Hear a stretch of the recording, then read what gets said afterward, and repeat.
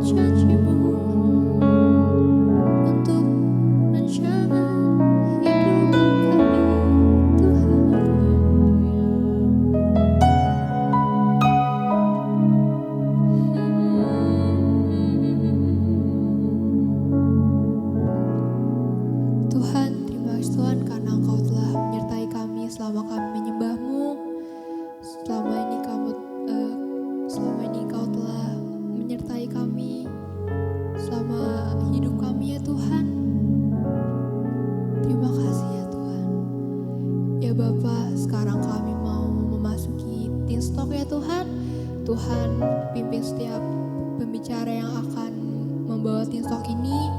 Dan juga Tuhan pimpin setiap kami ya Tuhan, supaya kami dapat pesan-pesan dari Teen Talk ini ya Bapa. Ya Tuhan, dalam nama Tuhan Yesus kami telah berdoa. Amin.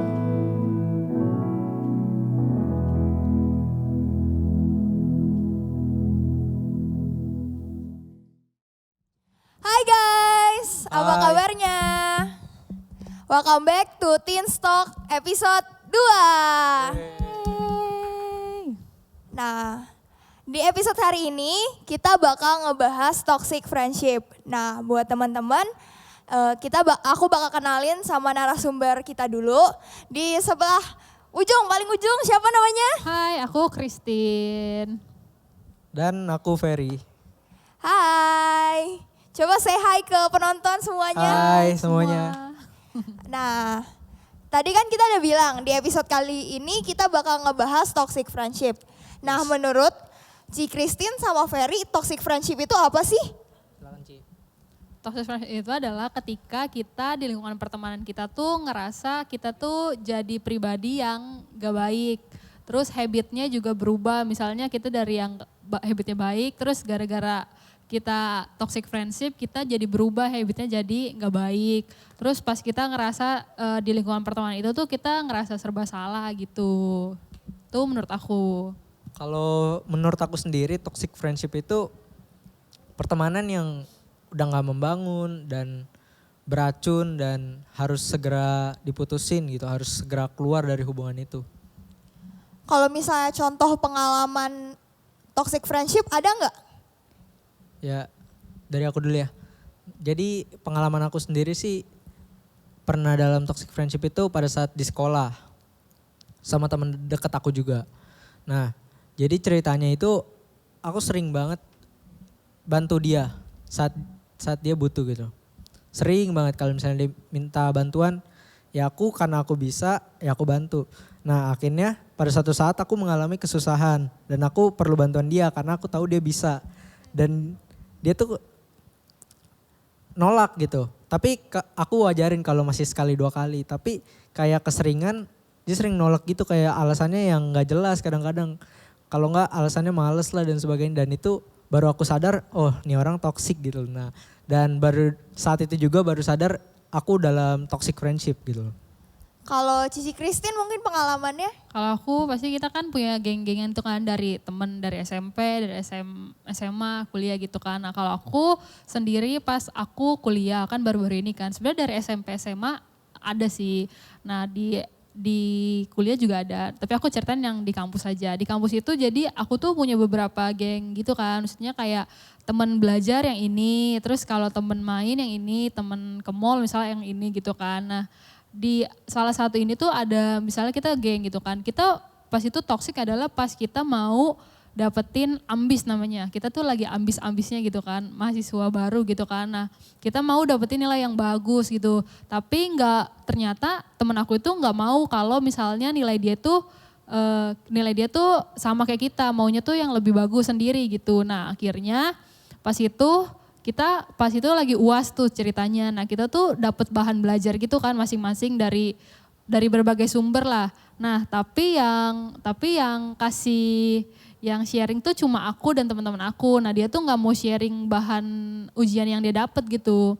Nah akhirnya punya dia tuh singkat cerita lebih lengkap. Nah ya udah pas kita tahu, nggak tahu kenapa tiba-tiba tuh kita bertiga kan, kita berempat, kita bertiga tahu gitu kalau dia tuh dapet bahan yang lebih lengkap. Nah di situ baru kita kayak ngerasa, kenapa dia nggak mau bagi ke kita ya? Apa dia takut nilai dia kesaing gitu kan? Nah itu tuh secara nggak langsung kan emang itu toksik gitu. Nah ini tadi kan udah pengalaman sama pengertian umum menurut Cici sama Ferry nih. Nah sekarang aku nih banyak nih pertanyaan-pertanyaan dari Instagram dari teman-teman kita semua tentang toxic friendship ini. Pertama, ini pertanyaan benar-benar dari aku nih. Siapa dan di mana toxic friendship itu bisa terjadi? Jadi di mana aja sih toxic friendship bisa terjadi? Dimanapun sih, mau di lingkungan, tapi di lingkungannya pasti di lingkungan pertemanan kita di sekolah, ya kan, di tempat les, di lingkungan kita gitu. Tapi emang paling mudah sih di circle kita ya. Ketika misalnya di segengan kita, pergaulan kita. Tempatnya sih bisa di mana aja gitu. Berarti kalau misalnya kita punya geng berarti bisa ada kemungkinan untuk kita mengalami toxic friendship gitu. Bisa. Bener banget. Nah, habis itu ada pertanyaan, kenapa toxic friendship tuh bisa terjadi sih? Kenapa kita nggak bisa menghindari toxic friendship? Kayak misalnya di geng gitu, kenapa bisa ada orang yang toxic gitu loh yang membuatkan pertemanan kita jadi toxic? Mungkin karena perbedaan kepentingan masing-masing orang kali ya. Mungkin dia maunya kepentingannya dia pengennya dapat selalu dipuja-puja orang gitu. Maksudnya nggak seneng kalau misalnya ada yang saingin dia, terus jadi akhirnya dia toksik. Terus mungkin dia habitnya juga kayak gitu. Nah itu pasti kepentingan orang masing-masing berbeda. Nah gara-gara perbedaan kepentingan masing-masing itu pasti ya secara nggak langsung dia menyebabkan toksik di lingkungan pertemanan gitu. Oke, berarti gara-gara perbedaan kepentingan masing-masing gitu ya. Iya betul. Nah habis itu ini ada pertanyaan dari Instagram yang udah kita survei dari beberapa orang, dari @ken_fanat. Kenapa sih kebanyakan orang terjebak dalam toxic friendship? Ya, kenapa orang kebanyakan terjebak dalam toxic friendship? Yang pertama, kalau menurut aku ada 2 tipe sih. Yang pertama itu tipe yang nggak sadar kalau dia lagi di sebuah hubungan yang toxic. Jadinya dia nggak tahu kalau dia tuh lagi di hubungan toxic. Nah, yang kedua, dia tuh dia tahu dia dalam hubungan toxic, tapi dia nggak berani keluar dari situ karena takut penolakan, takut dibully sama teman-teman sebelumnya. Terus kayak males untuk beradaptasi lagi sama teman-teman yang baru. Jadinya dia kayak nyaman-nyamanin aja. Padahal udah tahu itu toksik gitu. Oh jadi begitu ya, kenapa orang banyak yang kejebak di toxic friendship. Nah kalau misalnya ciri-cirinya, gimana sih cara tahu orang itu toxic yang bisa membuat kita terjebak dalam toxic friendship? Ciri-cirinya sih banyak banget ya Kak. Ya ciri-cirinya banyak banget. Mungkin salah satunya adalah dia pas kita temenan sama dia gitu kan, kita ngerasa serba salah. Maksudnya serba salah tuh gimana sih? Maksudnya kalau misalnya kita nggak jadi diri kita sendiri mungkin terus akhirnya dia nggak bisa nerima kita. Terus takutnya dia juga jadi gara-gara kita begini dia akhirnya main sama temen yang lain. Terus kita pokoknya merasa bersalah gitu kalau kita tuh nggak jadi diri kita sendiri. Terus misalnya juga kalau misalnya itu orang tuh buat kita kayak suka, tahu gak sih kalau istilah sekarang tuh julid gitu kebiasaannya. Jadi tuh dia tuh misalnya suka ngomongin orang gitu kan, julitin orang. Terus kita juga secara nggak langsung tuh juga jadinya gitu. Nah pas kita kritik dia tapi dia nggak mau gitu kita julitin. Tapi dia maunya tuh julitin orang gitu. Nah itu tuh udah toksik kan. Terus menurut Ferry gimana? Kalau menurut aku ciri-ciri kita udah masuk ke dalam hubungan toksik itu kita lihat deh sebelum kita kenal dia dan sesudah kenal dia. Perubahan kita menjadi lebih baik atau menjadi lebih buruk. Dari situ kita bisa tahu sih kita udah masuk ke dalam hubungan toksik atau belum gitu. Berarti kalau dari si Christine jadinya kita lebih sering gibah berarti ya. Iya betul. Kebiasaan buruk jadi. Iya jadi kayak gitu. Terus pas dia dikritik dia nggak mau. Iya. Ya terus dia juga nggak mau dengerin kita. Kalau misalnya kita cerita maunya selalu dia aja yang didengerin gitu. Pas kita cerita dia kayak cuek gitu, nggak peduli kita lagi ngapain sih gitu. Nah ini ada pertanyaan dari Instagram juga dari @christopher_himawan. Cara membedakan teman yang benar dan yang toksik tuh gimana? Ya yang pasti teman yang benar pasti yang membangun ya. Yang support kita, yang kasih tahu mana yang benar dan mana yang salah. Kalau yang toksik ya kayak kita tahu sendiri, kayak contohnya tadi gibah kan. Kita udah tahu gibah itu salah gitu. Tapi dia malah ngajakin, terusin gitu. Nah itu udah toksik sih. Taunya dari situ. Ya terus kalau Cara dia juga membedakannya. menebarkan kebiasaan-kebiasaan buruk misalnya gitu. Misalnya kalau misalnya kita nilai 7 udah mulai pusing nih, aduh nilai gue 7 gitu kan, sedih, terus gara-gara dia orangnya mungkin santuy gitu kan, nah terus udahlah nggak apa-apa nilai 7, tinggal remet, tinggal ulang gitu kan. Nah itu terus kita jadi oh yaudah deh, jadi santai, jadi males. Nah kalau kita udah mulai males, kalau kita udah mulai males belajar tuh khususnya kan, nah akhirnya itu ya secara nggak langsung pasti tuh jadi toksik gitu kan, kita jadi menganggap masa depan kita tuh enteng gitu. Ya balik lagi sih ngelihat dari perubahan setelah kenal dia gitu. Ya, betul. Pertanyaan selanjutnya dari Kes WJY. Apakah teman yang kerap kali menyeret untuk bergosip atau gibah bisa dikatakan toksik? Yes, true, itu toxic sih, toxic banget. Karena ngegibah aja udah salah, apalagi yang digibahin belum tentu benar kan. Dan itu udah tambah salah gitu. Gimana menurut Ci Kristen? Bener. Karena ya namanya cewek kan gimana ya, apalagi khususnya cewek-cewek kan ya. Cewek-cewek kan kalau ngumpul gitu kan, terus pasti oh iya ada bahan gibah nih gitu kan. Nah itu tuh pas kita ngegibahin itu tuh dilihat gitu konteksnya. Apakah kita menjelek-jelekan dia gitu atau kita gibahin itu buat oh ya udah nih buat pelajaran gitu kan. Maksudnya misalnya nih dia oh dia nih gara-gara nggak belajar gitu kan, terus dia akhirnya dapet nilai jelek atau gara-gara dia main game terus nih dia akhirnya tinggal kelas gitu kan. Nah itu oh berarti kita nggak boleh kayak gitu ya. Nah itu tuh gimana ya, itu tuh belajar dari kita lagi ngomongin mengambil contoh kasus orang gitu. Tapi kalau misalnya kita julitin dia tuh kayak dia nih aduh bajunya jelek banget. Misalnya gitu kan kita komentarin yang negatif-negatif gitu kan yang gak harusnya dikomentarin itu namanya baru toksik, membawa toksik ke kita. Tapi gibah itu asik loh. Iya. Gibah itu asik. Kita tidak bisa pungkiri gitu kan. Maksudnya kita apalagi cewek-cewek kan. Nah, makanya kita melihat konteks kegibahan itu. Isinya sih, lebih lihat kontennya. Dan Yang lagi ngomongin apa gibahnya. Terus abis kita ngomongin itu tuh kita Dapat apa? dapat apa? Iya. Kalau nggak dapat apa-apa ya kita tahu lah itu apa. Iya gitu kan. Negatif kan. Nah ada pertanyaan lagi. Ketika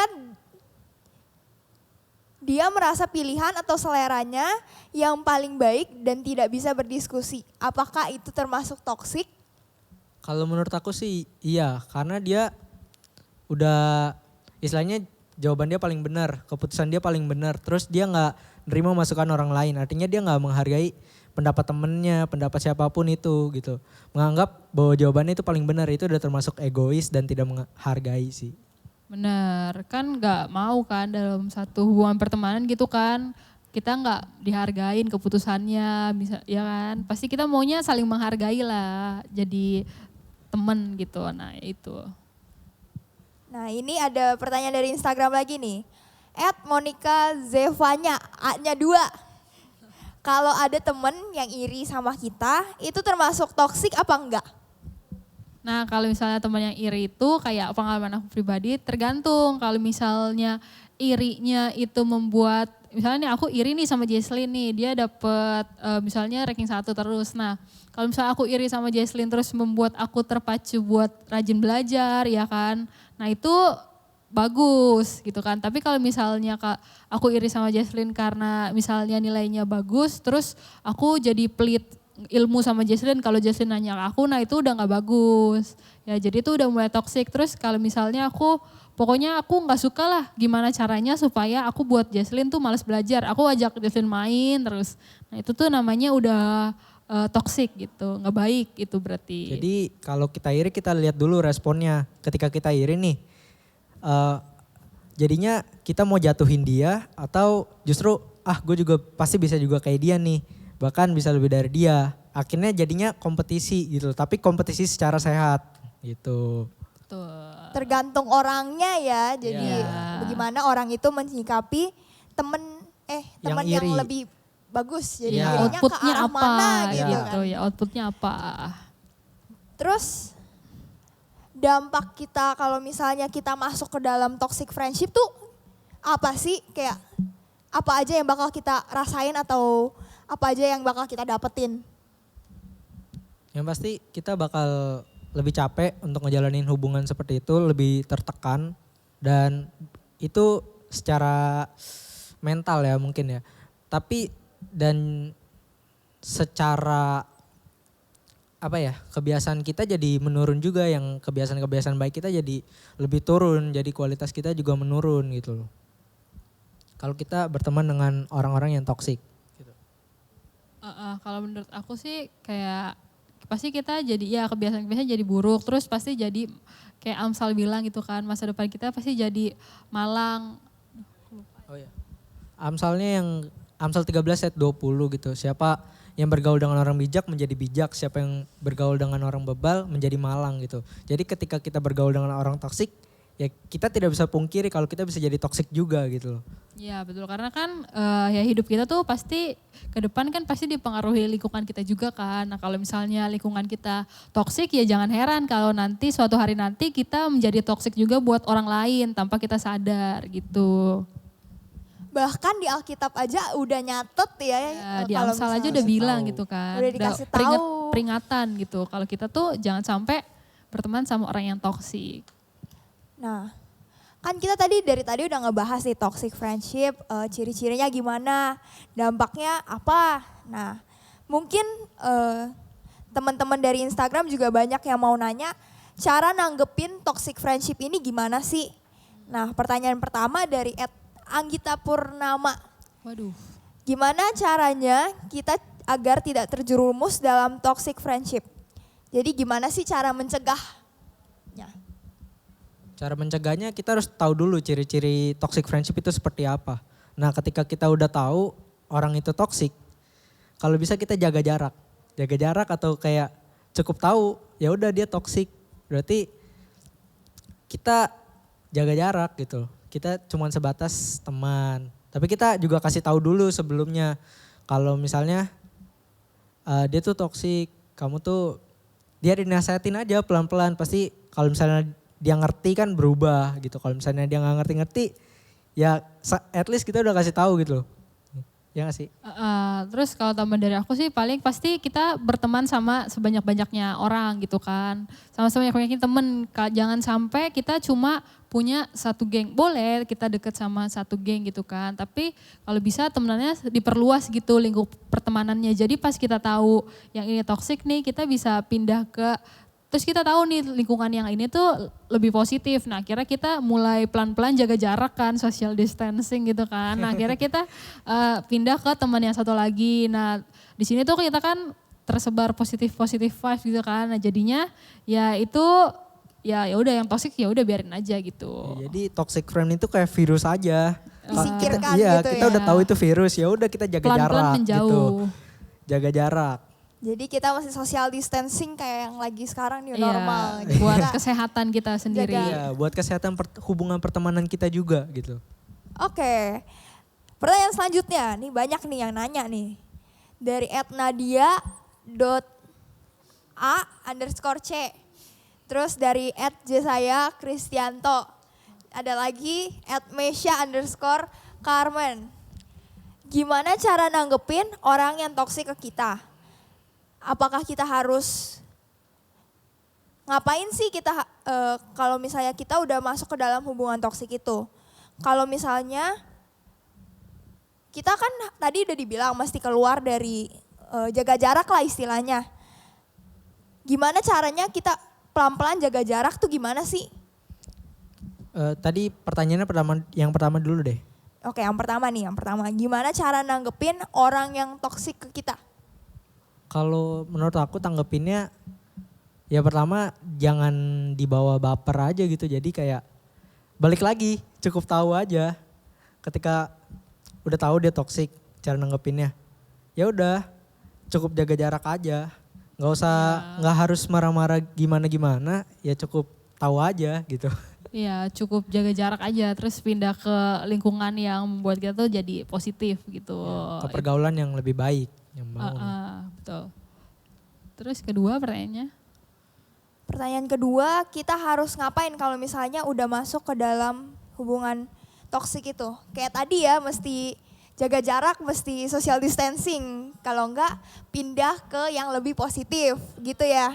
Ya betul. Terus paling intensitas pertemanannya kita kurangin. Misalnya kalau kita cerita ke dia tuh apa-apa nih kita cerita. Tapi namanya toxic friend gitu kan. Pasti kalau misalnya kita cerita dia kayak bodo amat kan. Akhirnya ya udah kita nggak usah cerita ke dia lagi, tapi kita cari ini teman kita nih ada yang lebih menghargai kita nih. Kita ya udah intensnya ke dia nih sekarang. Terus dia juga bisa hargain cerita kita, terus dia bisa kasih saran yang membangun gitu kan. Nah, akhirnya kita ke sini gitu. Jadi intens apa yang kita share ke dia tuh juga kita kurangin gitu sih caranya supaya kita ya udah menghindari toksik itu semakin berkembang gitu.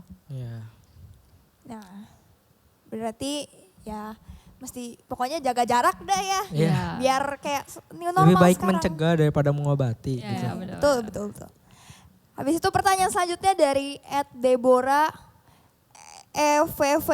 Gimana bacanya? Deborah FF. FF. Kayak Game dong. Aduh kayak tahu gamenya. Nah, dia minta saran nih. Saran dong, Kak. Kalau punya temen yang selalu pengen diturutin dan ditemenin. Pas kita minta tolong nggak mau, gimana dong? Kayak tadi cerita Waduh, Ferry jadinya Ini kayak ya. cerita aku sih. Ini very pengalaman pribadi nih, silakan waktu dan tempat. Jadi kalau udah tahu teman kita seperti itu, yang pertama-tama kalau misalnya dia minta bantuan ya sesekali kita bantu gitu loh. Nah, kalau misalnya dia keseringan, ya kita mulai nasehatin gitu. Kamu ini udah salah gitu, kamu tuh harusnya kan enaknya kan kita saling membantu gitu. Aku bantu kamu, kamu bantu aku gitu. Jadi kan kita impas hubungannya gitu loh. Apalagi dalam saling tolong menolong, saling membutuhkan kan kita manusia sosial gitu ya. Jadi kita biar pertemanan kita tuh berjalan dengan baik gitu loh. Tidak ada yang kayak rugi sebelah atau timpang gitu. Jadinya seimbang. Makanya dari itu dikasih tahu dulu. Kalau udah nggak bisa dikasih tahu, langsung aja. Apa tuh langsung aja apa nih? Langsung diapain? Langsung Ya. aja diapain? Gimana ya?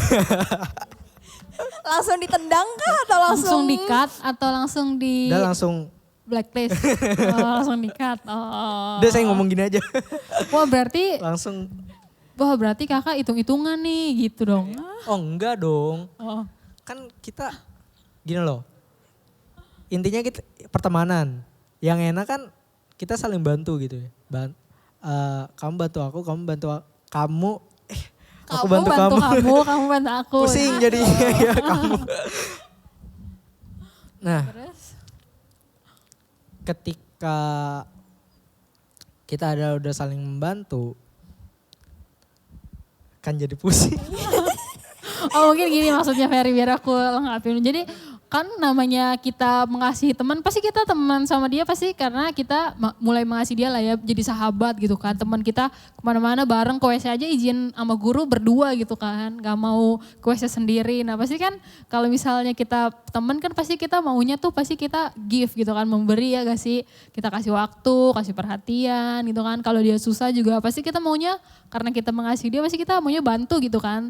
Nah tapi kalau ya udah kan itu berarti kita mengasihi dia. Nah kalau misalnya kita minta bantuan terus akhirnya dia mulai cuek bebek atau maksudnya dia cuma mau ya udah maunya dia doang gitu kan yang dibantuin. Nah itu tuh namanya ya kita udah tahu gitu kan kalau dia ya secara nggak langsung nggak mengasihi kita juga kan. Nah akhirnya ya udah akhirnya kan secara apa ya, nah, manusia ya udahlah ya berarti dia maunya dibantuin doang, nggak mau tolongin kita. Nah akhirnya udah kata Ferry di-cut aja gitu. Atau Maksud aku kalau kayak iya. gitu keseringan juga capek kita Oh, ya gitu capek loh. sih Mau ngasih emang. taunya sampai berapa kali gitu. ya terus selama kita bisa bantu ya udahlah kita Iya. tolong gitu kan.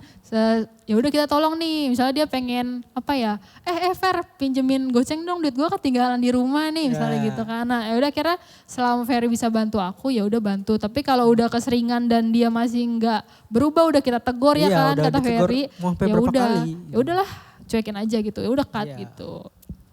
Jadi kita makhluk sosial harus tolong menolong. Gitu. Nah itu, jadi kalau misalnya sama bisa bantu ya bantu dulu lah ya. Iya. Itu dulu lah. Habis itu dari Kalista.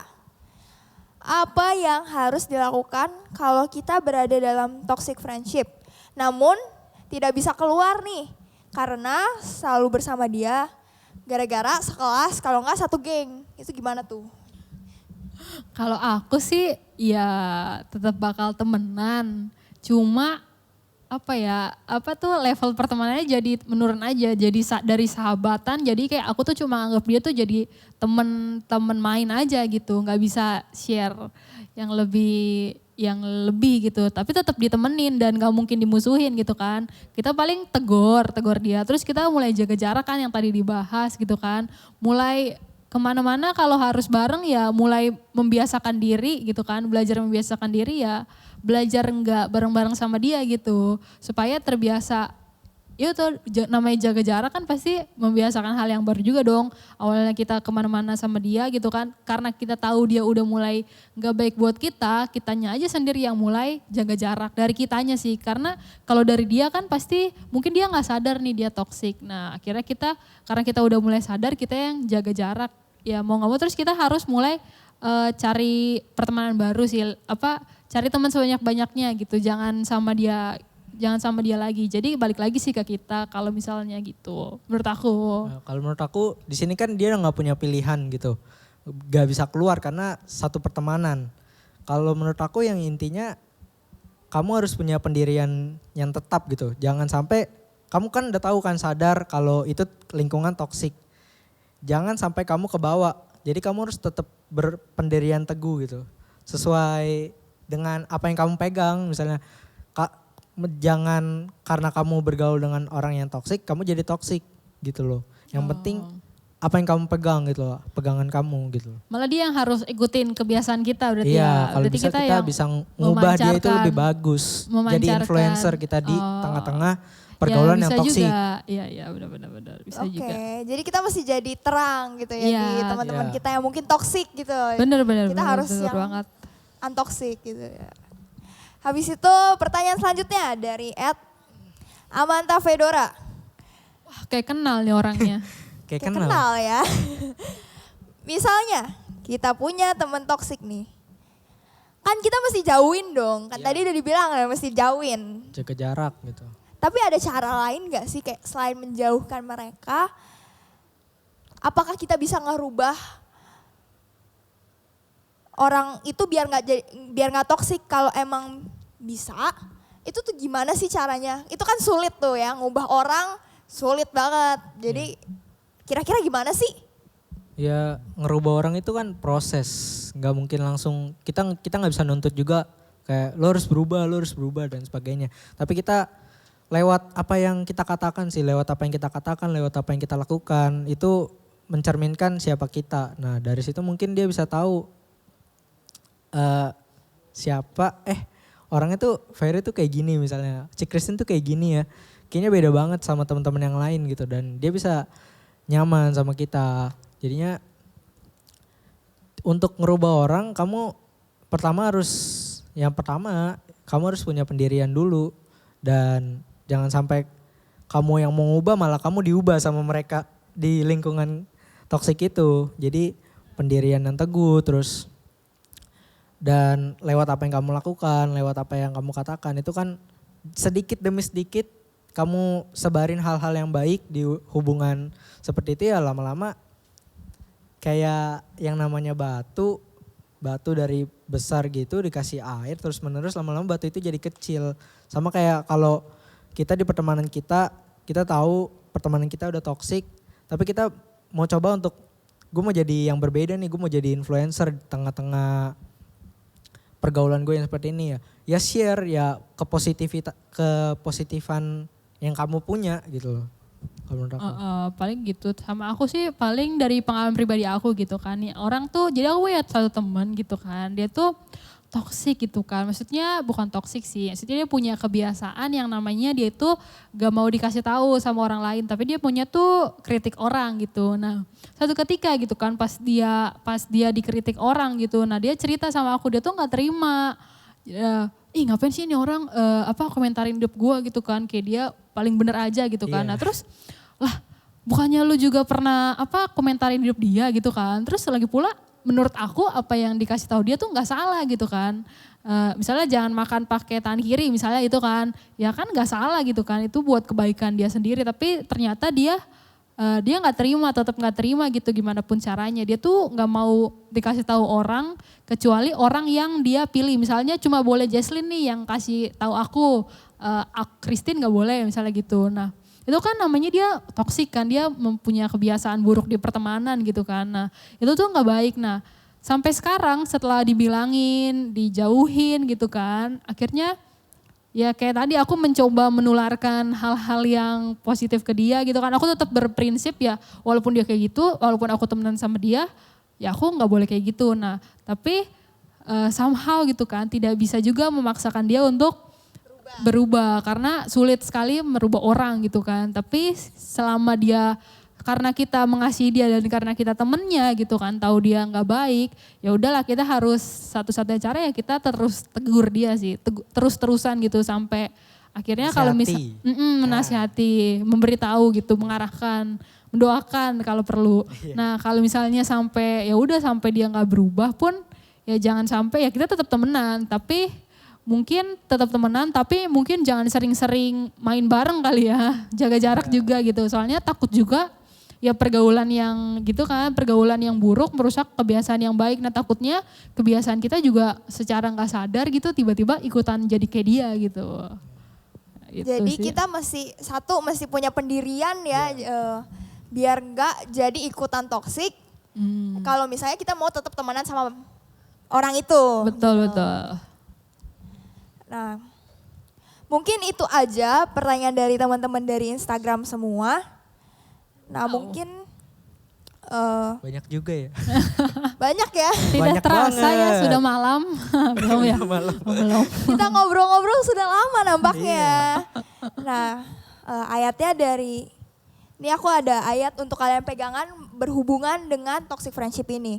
Dari 1 Korintus 15 ayat 33. Janganlah kamu sesat, pergaulan yang buruk merusak kebiasaan yang baik. Jadi buat teman-teman semua, kalau misalnya ada kalian terjebak dalam toxic friendship mungkin, atau kalian malah yang jadi toxic itu, kalian sudah mendengarkan mungkin obrolan kita, sharing dari Ci Christine dan Ferry. Nah kalian boleh mungkin kalau misalnya susah berdoa, kalian bisa berdoa kepada Tuhan biar kalian bisa terlepas dari toxic friendship ini. Dan kalian harus tetap menjadi seseorang yang baik lah di pertemanan kalian. Ya berusaha ya. Berusaha ya, kesimpulannya itu. Jadi kita harus tetap punya Pendirian. pendirian. Jangan sampai kita yang jadi terkena impactnya. Jadi Kebawa kita yang gitu. mesti membawa impact. Bawa. Benar, menginfluence dia. Kita yang harus menjadi influencer. Ya, karena kan kalau punya temen yang nggak baik gitu kan, itu kan juga kan Amsal 18 ayat 24. Amsal 18 ayat 24 tuh bilang, Yes? Nih ya bentar-bentar. Apa tadi di mana? Amsal 18 ayat 24. 24.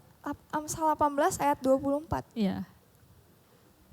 Apa tuh? Nanti kita di search aja di rumah masing-masing ya. Kita buka lah. Enggak kan Amsal. muncul. Kita muncul. buka. Iya. Ayo kita buka. Di Amsal 18 ayat 24. Nah, Amsal 18 ayat 24, ada teman yang mendatangkan kecelakaan, tetapi ada juga sahabat yang lebih karib dari seorang saudara. Nah jadi Amsal tuh juga jelasin gitu, dalam lingkup pertemanan tuh pasti selalu ada 2 jenis teman gitu. Teman yang mendatangkan kecelakaan maksudnya apa? Misalnya itu kalau misalnya kita jadi malas belajar, jadinya ke depan kita bakal pas udah masuk dunia kerja gitu kan, kita bakal mungkin jadi lebih susah cari kerja, atau mungkin juga kita mulai cuek sama masa depan kita, akhirnya kita bisa tinggal kelas misalnya segala macem. Nah itu kan mendatangkan kecelakaan gitu kan. Ada juga yang karib seperti seorang saudara. Nah kayak misalnya mungkin punya cici, punya koko gitu kan. Kalau apa-apa bisa cerita. Nah kita tuh bisa, pernah gak sih ngerasa temen, aduh gue sohib banget nih sama dia kayak sister from another mother gitu kan. Ya gak sih, pernah kan kayak gitu. Nah itu kan saking udah deketnya gitu kan. Dia tuh kayak lebih dari saudara buat kita. Kita tuh bisa share apa aja ke dia, terus kita bisa saling doain gitu kan. Dia bisa saling tolong. Nah itu kan ya kalau kita memilih pertemanan yang baik dan benar, pasti kita dapat jenis teman yang lebih karib daripada seorang saudara gitu. Nah itu perbincangan antara kita bertiga hari ini. Nah itu aja sih yang kita mau ngomongin tentang toxic friendship ya di hari Ya, ini. benar. Nah untuk menutup Teen Talk Simpulannya. episode 2 hari ini. Kita mau bersatu di dalam doa. Mari kita berdoa. Bapak terima kasih kami sudah selesai berbincang mengenai toxic friendship ini. Kiranya Engkau yang lindungi kami, Engkau yang jagai kami, Engkau yang hindari kami dari segala toxic friendship ini ya Bapak. Engkau yang lindungi kami di setiap pertemanan kami, biar teman-teman kami bisa saling membangun satu sama lain ya Bapak. Kita di pertemanan ini kami bisa mengenal satu sama lain bahkan menjadi lebih baik dan menjadi semakin serupa dengan Engkau ya Bapak. Dan setelah ini mungkin kami akan melanjutkan aktivitas yang lain, kiranya Engkau berkati, Engkau yang menjagai terus ya Bapak, sehingga kami minggu depan dapat beribadah lagi, walaupun melalui online, kami yakin pesan-Mu bisa tersampaikan ya Bapak. Hanya di dalam nama-Mu kami selalu berdoa dan mengucap syukur, haleluya, amin. Amin. Bye-bye. Bye guys. See you minggu